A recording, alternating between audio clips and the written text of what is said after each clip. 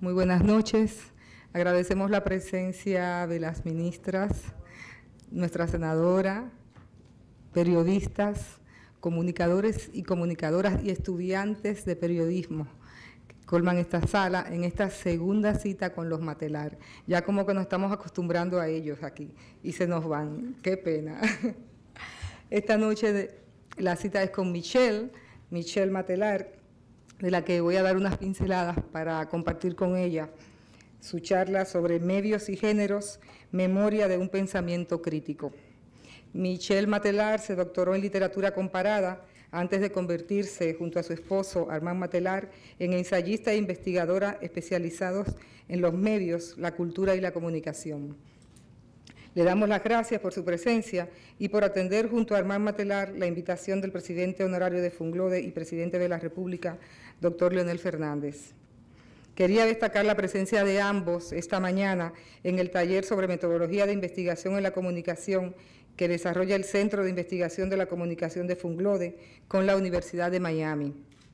Valoramos sus apreciaciones y entre ellas su opinión sobre la necesidad de rescatar el espíritu investigativo en las academias y núcleos académicos para reflexionar sobre el papel de los medios de comunicación, los sistemas de difusión y la comunicación en la actualidad.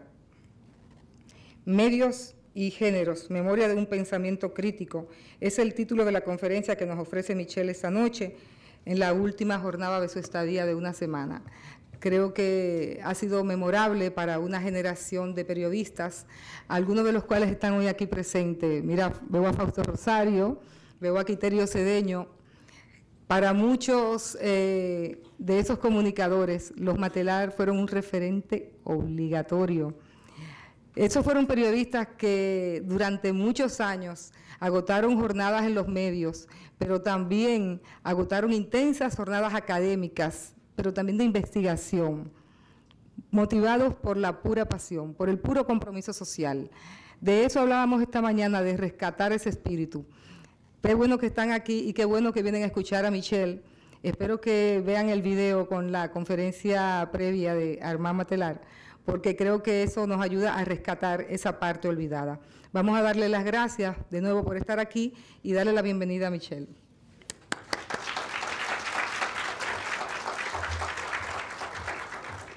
Hace casi 30 años estaba aquí en Santo Domingo para participar en una consulta taller convocada por el CDE sobre el trabajo de educación popular con mujeres en América Latina.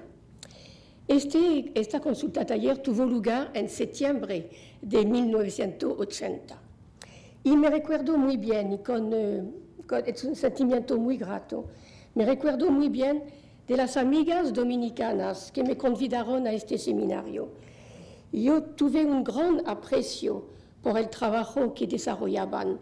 Sabían conjugar la generosidad y la amplitud de vista en la práctica con el rigor teórico. Y sentí aquí una atmósfera de muy grata amistad.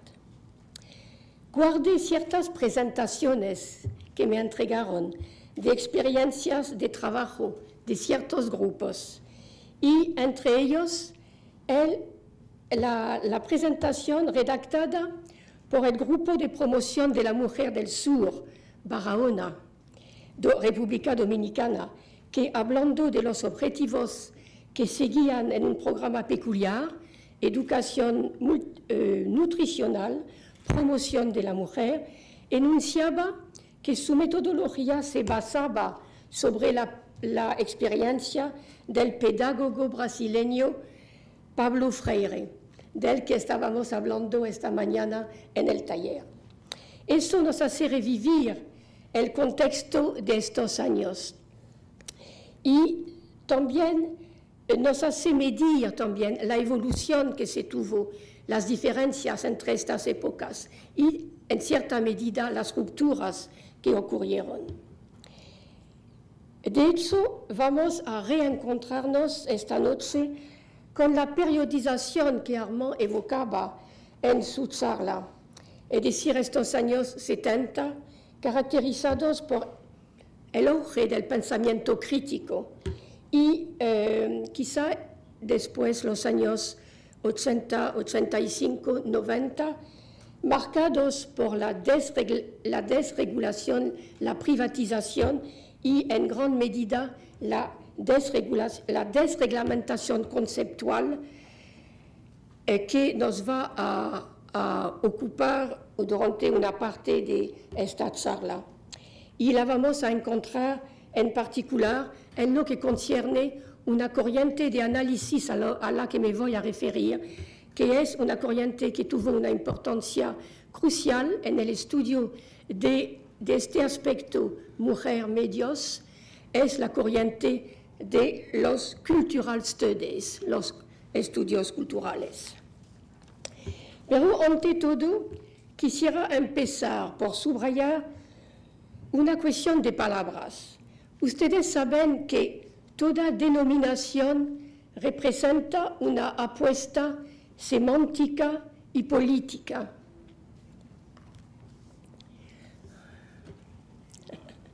Bueno, yo tengo que aprovechar la oportunidad de saludar a la señora primera dama de la República. Siento mucho honor.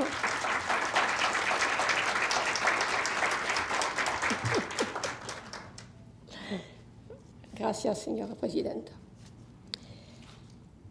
Entonces yo decía que, ante todo, quería empezar por subrayar una cuestión de palabras. Ustedes saben que toda denominación representa una apuesta semántica y política. Yo no puse la mujer en los medios de comunicación o mujer y medio de comunicación, porque el genérico, la mujer, cada vez más es refutado. Lo que se critica en esta denominación, la mujer, es una concepción esencialista del sujeto mujer, que revela un supuesto valor universal de este sujeto cuya identidad estaría garantizada por el zócalo biológico del sexo. Esta representación estructural de un mundo inmóvil, con las reparticiones entre los sexos, ineludibles, dado que se fundamentan en la naturaleza de las cosas y o la razón vinculada con el orden de los cuerpos. Esta crisis de la representación del sujeto mujer tiene implicaciones sobre nuestro debate de hoy y es muy reveladora de las corrientes, de la influencia de las corrientes de ideas como el postfeminismo, el postcolonialismo, el postestructuralismo, el postmodernismo, que marcan el contexto académico, pero también marcan en cierta medida muy difusa el ámbito popular, las reacciones, los modos de sentir de la generación joven.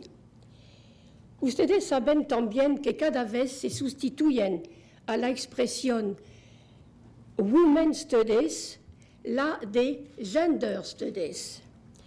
Gender, género, se impone con ciertos problemas según los contextos nacionales. El género aparece como algo que no está dado, como algo construido por la cultura, a la diferencia del sexo, como una categoría analítica en el seno de la cual los seres humanos piensan y organizan su actividad social. Está concebido el género como el producto de una construcción social. Género permite, por cierto, reinvestir ciertas problemáticas al poner de relieve el peso de la diferencia de los sexos en el sistema social. Pero, bueno, aquí...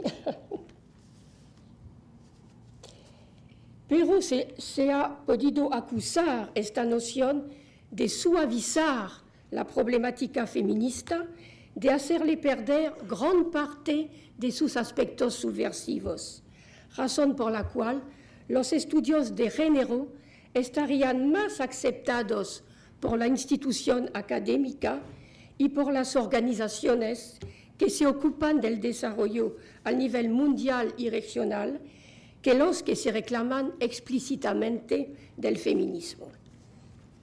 Así que pueden elegir de escuchar esta charla bajo el título Medios y crítica feminista o Medios y movimiento de las mujeres. Pero lo que me importa sobre todo es la segunda parte de mi título, Memoria de un pensamiento crítico. Y después de este preámbulo voy a empezar a hablar de nuestro tema, que nos va a permitir hacer varios vaivenes entre varias regiones del mundo, entre las cuales preferentemente Europa, Estados Unidos y el continente latinoamericano. Entonces voy a decir que con estilos particulares según los contextos, el movimiento de las mujeres ha dado una importancia crucial a los temas y a las acciones articuladas en torno a la representación de la imagen de la mujer en los dispositivos de comunicación y de difusión cultural.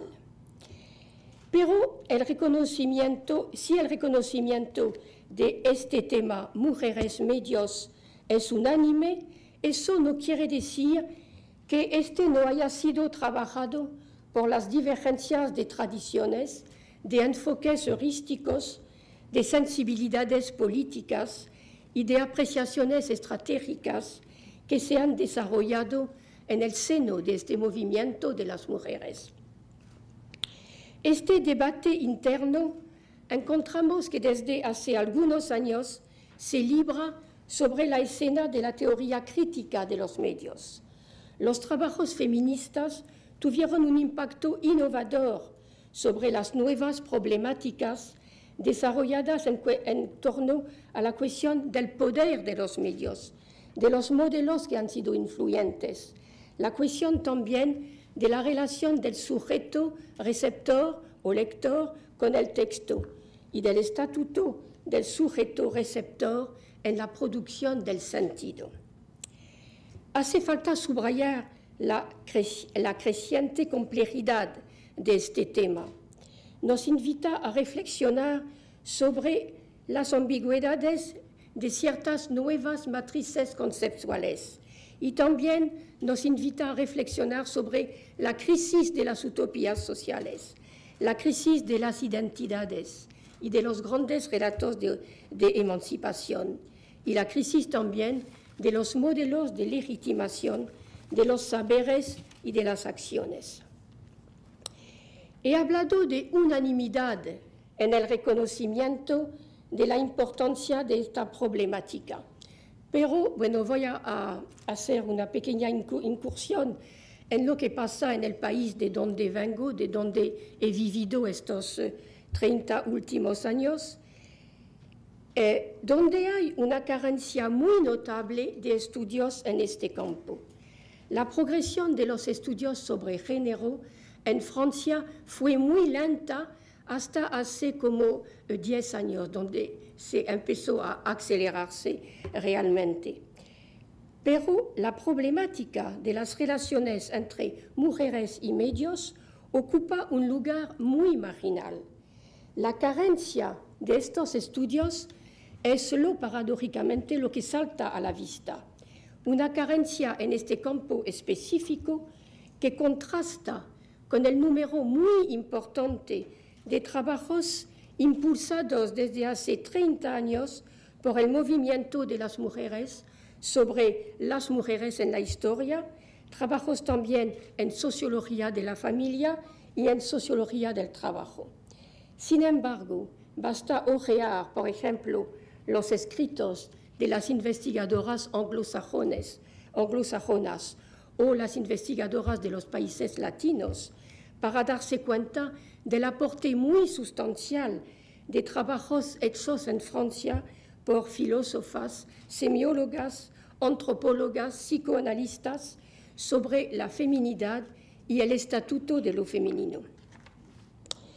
Algunas historiadoras han mostrado muy bien que el feminismo francés tal como ha sido elaborado a partir de la Revolución Francesa, en el diálogo con el discurso republicano en construcción, está carcomido por la dificultad de conciliar dos imperativos: la afirmación de la identidad femenina por una parte y la adhesión al universalismo de la República por otra. Las mujeres deben a la vez afirmar y negar su diferencia sexual. La cultura política propia de Francia, que es el republicanismo y el universalismo, da poco lugar a los particularismos de cultura o de género. En Francia hay una tensión especialmente fuerte entre la necesaria adhesión al principio universalista y el no menos necesario reconocimiento de la diferencia para una emancipación plenamente democrática. Las luchas de las mujeres van a oscilar hasta nuestro periodo entre estos dos polos, universalista y diferencialista. Y eso tendrá su incidencia sobre la manera de aprehender la relación de las mujeres con las instituciones. Agregaremos muy brevemente que este objeto de estudio, que denominaremos mujeres y medios, experimenta la discriminación propia de dos objetos considerados socialmente secundarios e intelectualmente infravalorados. En efecto, en la mayoría de los países, la academia pondera los temas de estudios concediéndole grados de importancia y de relevancia. De este modo hay temas nobles y otros que no lo son o que lo son menos. Y esta jerarquización es más acentuada en algunos países y Francia sería un buen ejemplo de eso. Quizá les parece eso paradojal. No me voy a extender sobre el caso francés. Voy a escoger en estas memorias un panorama más general. Hay una corriente de estudios que en su evolución caracteriza bastante bien el marco teórico general en el que insertaron los estudios sobre comunicación y género. Es la corriente de los estudios culturales, que preferimos identificar con su nombre genuino, Cultural Studies, de origen británico. Y a partir de una revisión no exclusiva de sus aportaciones y de sus límites, destacaremos algunos momentos de los trabajos sobre mujer y medios. Yo tengo la certeza de que con este análisis a partir de los Cultural Studies no agoto la problemática mujeres-medios, pero es una entrada que me parece muy productiva. Sin duda, la corriente británica de los Cultural Studies impulsa decisivamente el estudio del tema mujeres-medios. Esta corriente nace en los años 50 de una tradición de crítica literaria y del ardor por defender la cultura de las clases populares. Se institucionalizó gracias a la creación en la Universidad de Birmingham del Center of Contemporary Cultural Studies en 1964. Alrededor de este centro, en los años 60 y 70, se van a concentrar investigaciones sobre las dimensiones ideológicas de la programación de radio, de la información y de la ficción televisiva. Aquí las problemáticas de las identidades sexuales serán legitimadas como instrumentos de análisis de la cultura que difunden los medios. Esta corriente fue profundamente marcada por la inspiración de sus fundadores, como Richard Hogarth y Raymond Williams.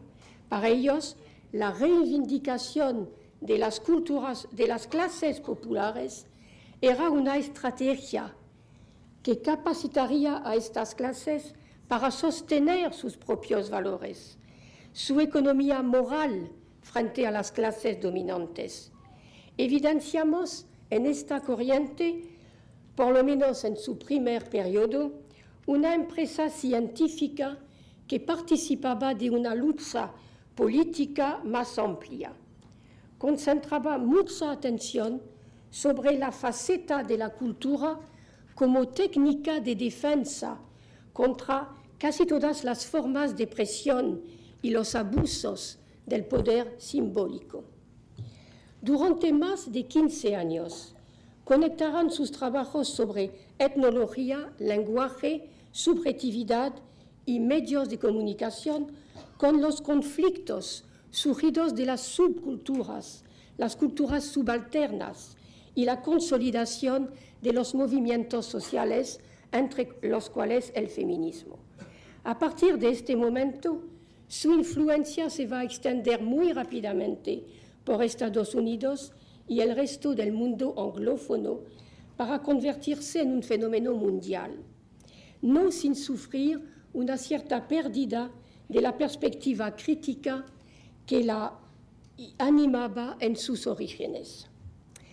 La etapa de formación de la crítica feminista de televisión, para hablar de un campo decisivo de las investigaciones emprendidas, inspirada en esta corriente, se extiende desde la mitad de los años 70 hasta la mitad de los años 80.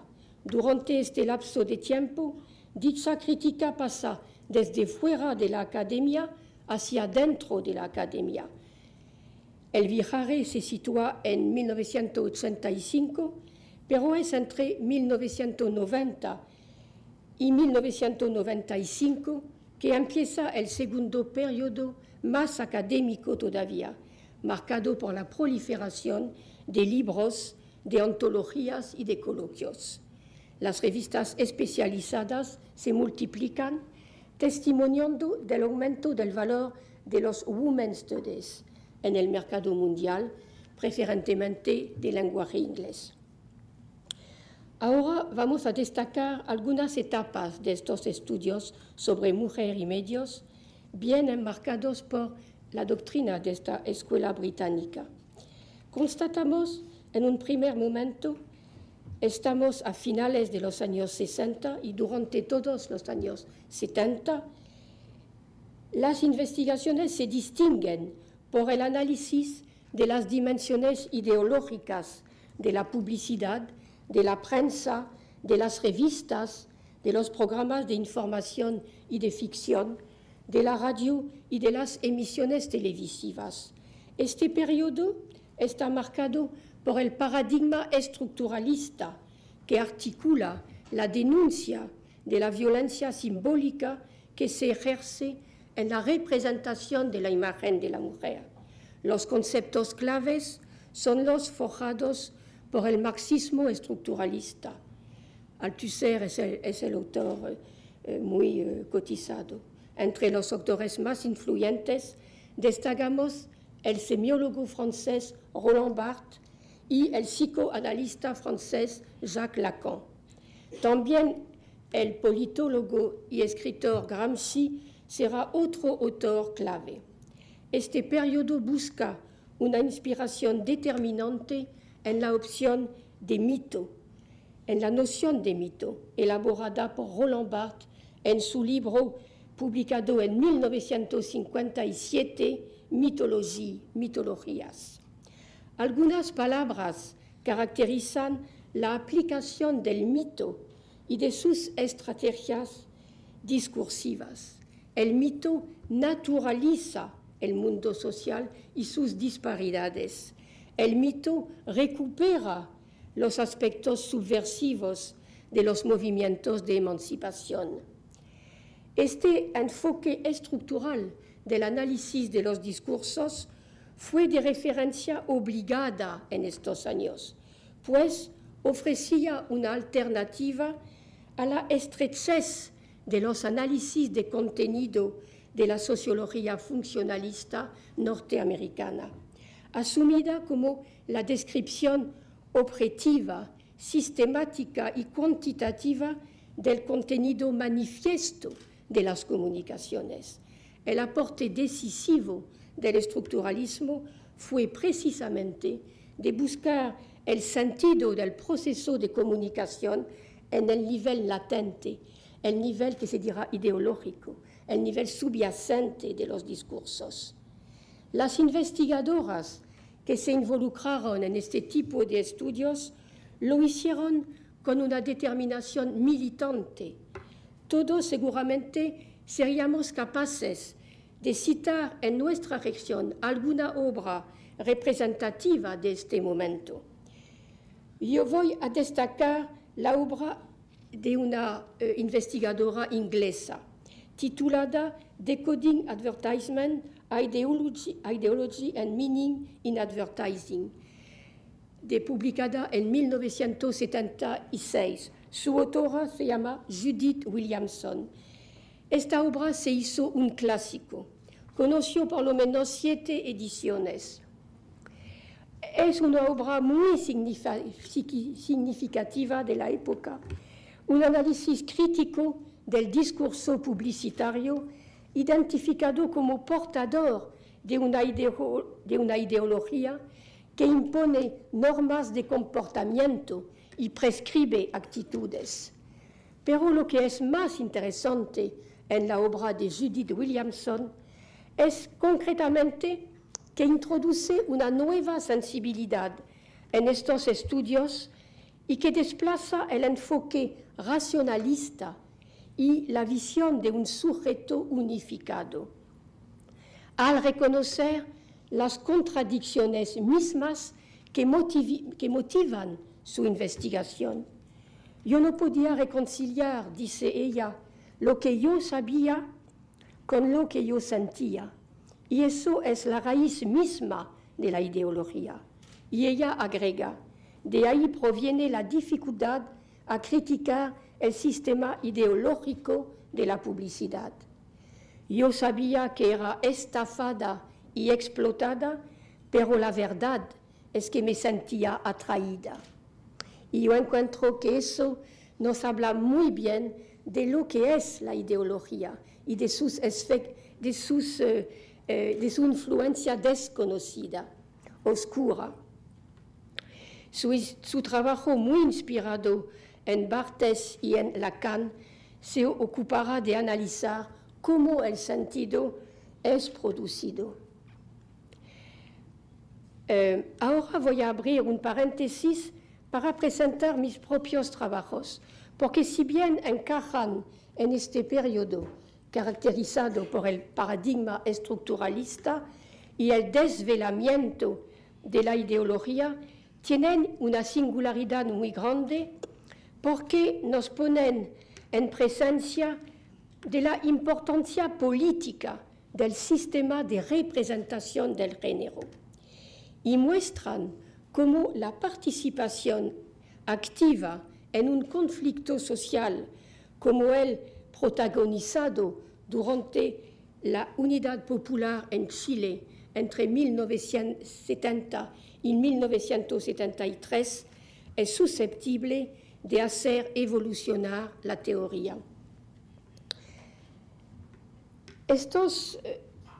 Este periodo me ha afianzado en la conciencia de la necesidad de atención sobre estos sistemas simbólicos, es decir, sobre las maneras que tienen las sociedades de servirse de la representación del género para articular las reglas de las relaciones sociales. Como quizás saben ustedes, yo viví o hemos vivido en Chile durante 10 años, que culminaron con el periodo de la Unidad Popular. Y voy a detenerme un poco más en estos estudios que nos hicieron participar desde los años 70 en los debates que tuvieron lugar sobre estos temas. Realizamos 3 estudios recurriendo al método estructuralista por los 2 primeros. Un primer trabajo versó sobre la prensa pseudo-amorosa, el segundo sobre en torno al mito de la modernidad en las revistas femeninas, los magazines de moda. Y un tercero, que a mi juicio es el más importante, consistió en un análisis sobre el comportamiento de las revistas chilenas afiliadas a los sectores de la derecha, cuando ésta, en su estrategia de oposición al presidente socialista elegido constitucionalmente, va a lanzar en la calle el potencial contrarrevolucionario de su clientela femenina.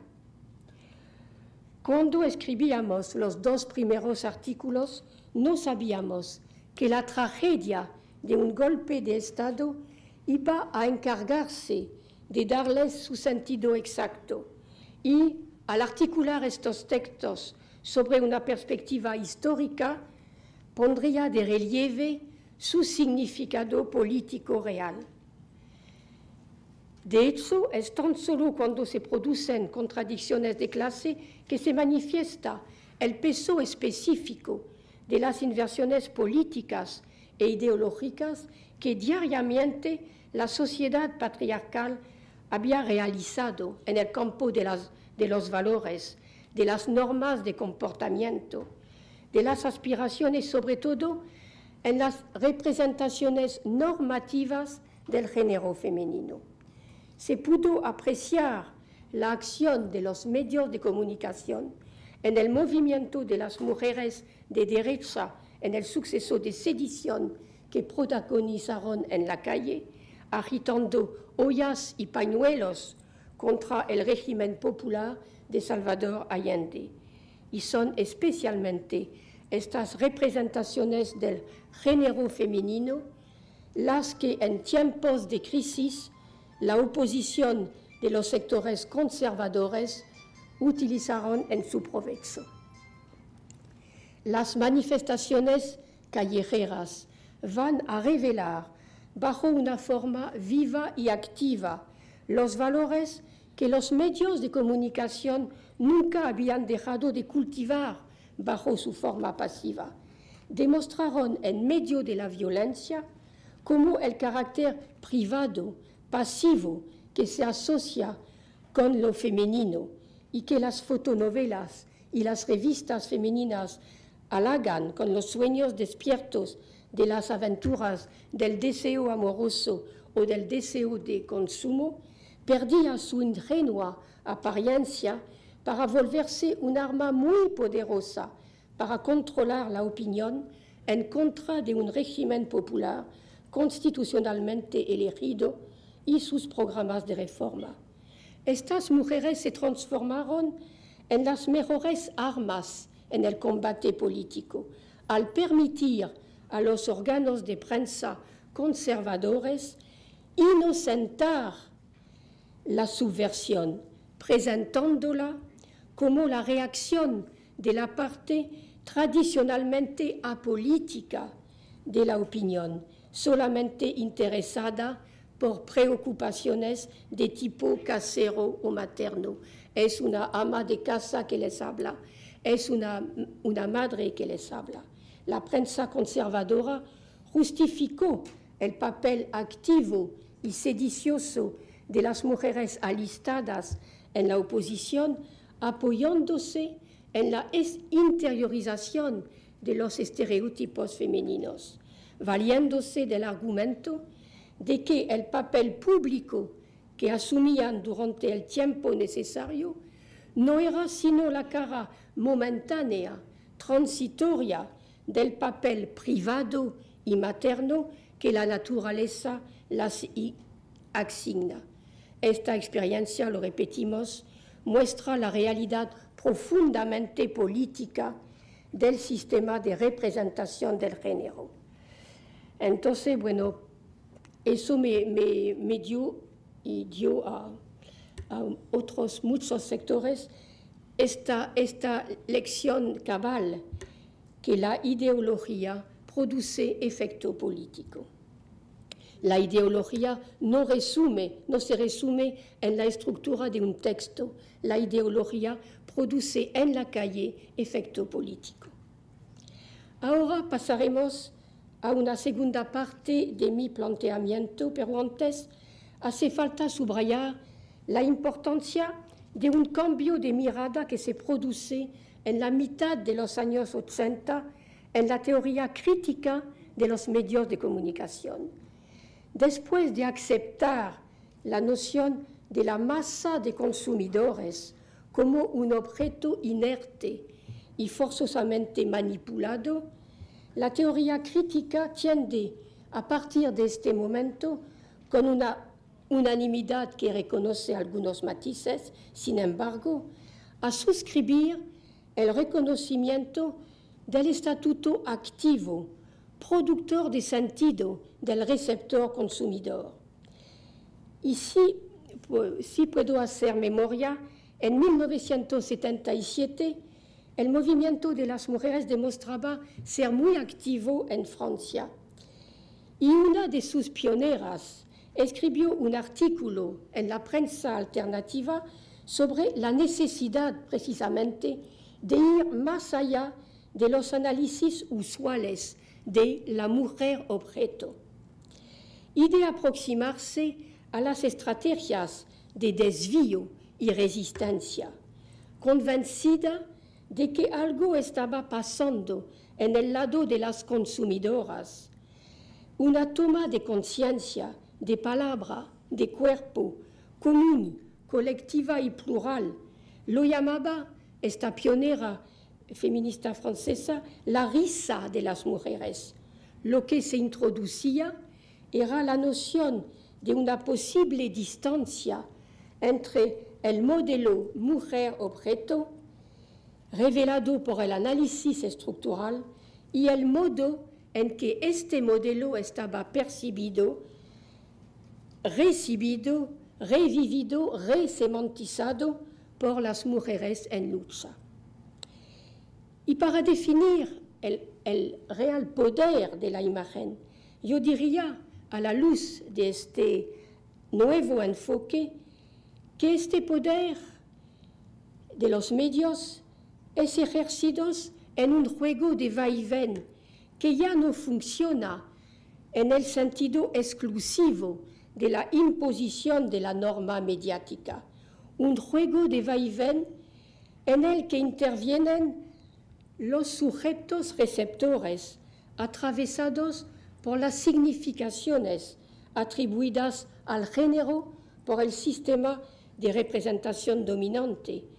Pero en este juego, estos mismos sujetos receptores intervienen también como actores socialmente situados, que viven experiencia, que tienen una práctica específica y que comentan por el gesto y por el lenguaje la diferencia de los sexos y las relaciones de dominación.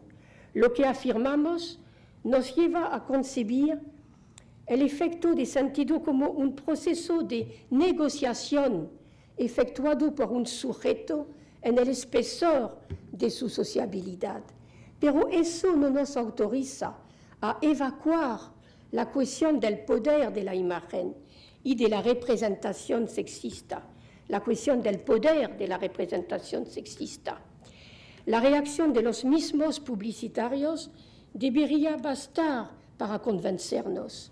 Un anuncio particularmente degradante para la imagen de la mujer fue objeto a comienzos de 1989 en Francia de una demanda de retirada por parte de una que fue la antigua ministra de Derechos de la Mujer, que se llamaba Yvette Roudy. El Consejo Superior de lo Audiovisual, que es la instancia reguladora de las instituciones del ámbito audiovisual, no juzgó legítima la queja y rehusó prohibir el anuncio denunciado. El autor de este anuncio había basado su defensa en estos términos: las mujeres están ahora lo suficientemente liberadas como para no sentirse atacadas por una simple imagen publicitaria.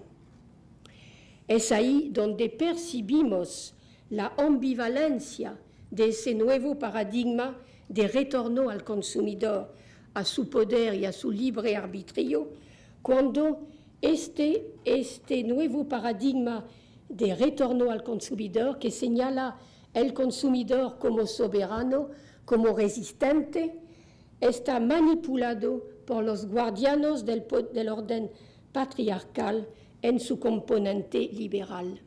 Lo que yo diría es que al connotar el género femenino con características específicas, los medios de comunicación se convierten en agentes poderosos en la producción y la renovación constante del significado imaginario del sexo femenino, significado imaginario que produce efectos concretos sobre las diversas prácticas sociales.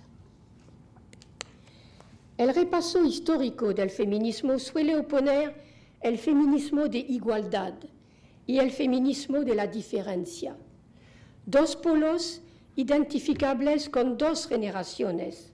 La primera generación del movimiento de las mujeres aspira a insertarse en el tiempo de la historia, del proyecto y de la acción, en el espíritu igualitario y universalista heredado de los filósofos de las luces y del humanismo de la Ilustración, domina la idea de una identificación necesaria entre ambos sexos, como única manera de liberar al segundo sexo, según la expresión de la filósofa francesa Simone de Beauvoir. La otra generación, la segunda generación, que emerge por lo menos en Europa después de 1968, reconoce, por cierto, toda su deuda a las luchas de la primera generación, que obtuvo el reconocimiento sociocultural de las mujeres, pero no acepta sacrificar algunos aspectos del ser mujer para acceder a la igualdad. Ya no es solo una lucha por la búsqueda de igualdad, sino también por la diferencia y la especificidad. Y es en este punto del trayecto que la nueva generación va a encontrar la cuestión de lo simbólico.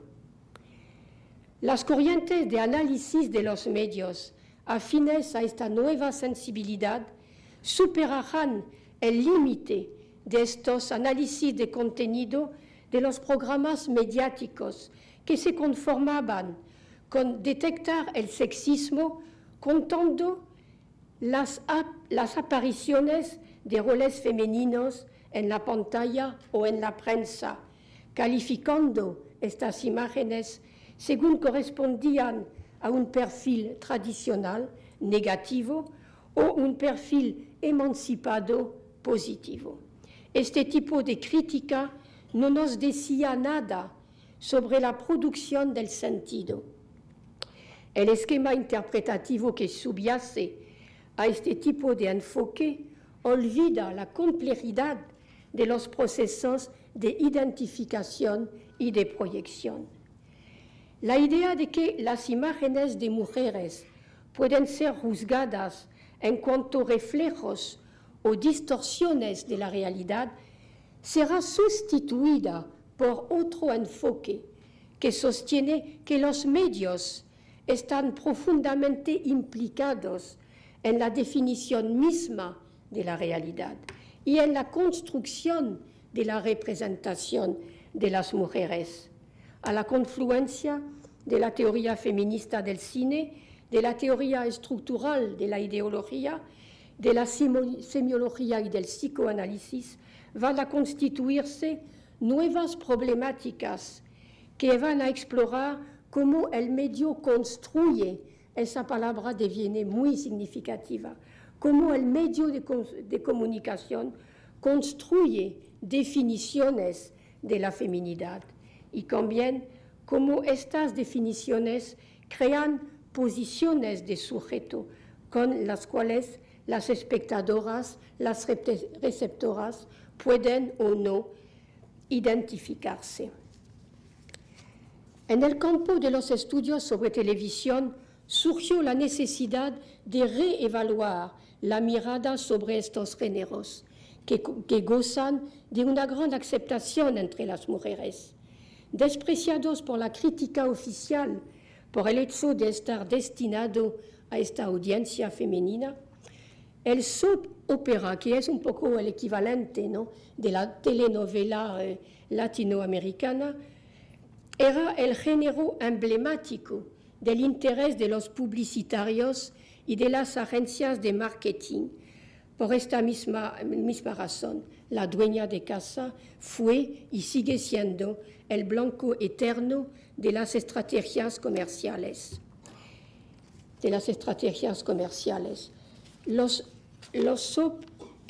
Pero la segunda oleada del feminismo anglosajón va a interesarse por motivos muy distintos en las audiencias de la soap opera y de otros géneros igualmente despreciados como la literatura sentimental.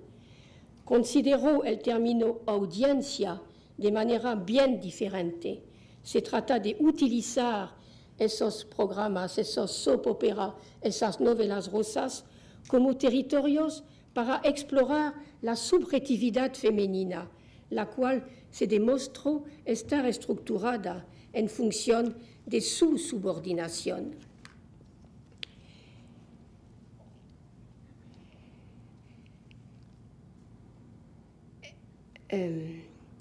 Este nuevo enfoque está inspirado en un esfuerzo y en un deseo de reconciliarse con la experiencia de la mujer ordinaria en su vida cotidiana, con su temporalidad propia. El interés se vuelca sobre el contexto de la recepción, la vida doméstica con sus ritmos, sus rutinas, las relaciones familiares y la distribución de los roles y de los poderes en el seno del espacio privado. El placer convoca la atención, este placer que había ocultado la tendencia predominante en la crítica anterior, siempre dispuesta a percibir los productos de la cultura de masa solamente desde el ángulo de su función ideológica, que es siempre evidentemente muy necesaria de sobreguardar. En un ensayo muy famoso que se llamó Search for Tomorrow in Today's Soap Opera, la norteamericana Tanya Modleski muestra así cómo las estructuras narrativas y estéticas de este género y el lugar que la madre ideal ocupa en ellas pueden explicar el placer que las mujeres espectadoras toman en esos programas. Confirmarían estas emisiones su gran deseo, el gran deseo de estas mujeres, ver sus familias unidas. Confirmarían también la condición central de su vida, esperar, es decir, cumpliría este género con un objetivo bastante conforme a lo esperado tanto por el psicoanálisis de Freud como por el patriarcado.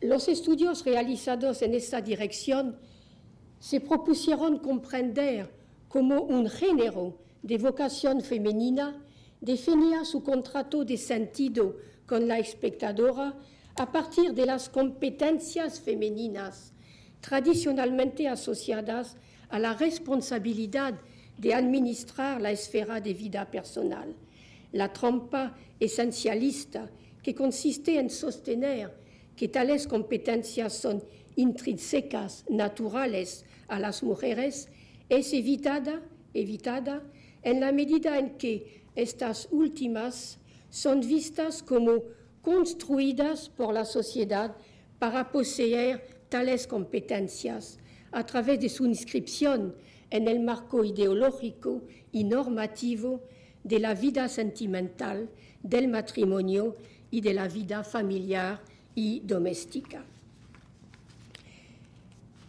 De hecho, los méritos y los beneficios de los trabajos producidos a la luz de los cultural studies, sobre todo en los años reconocidos como su edad de oro, son innegables.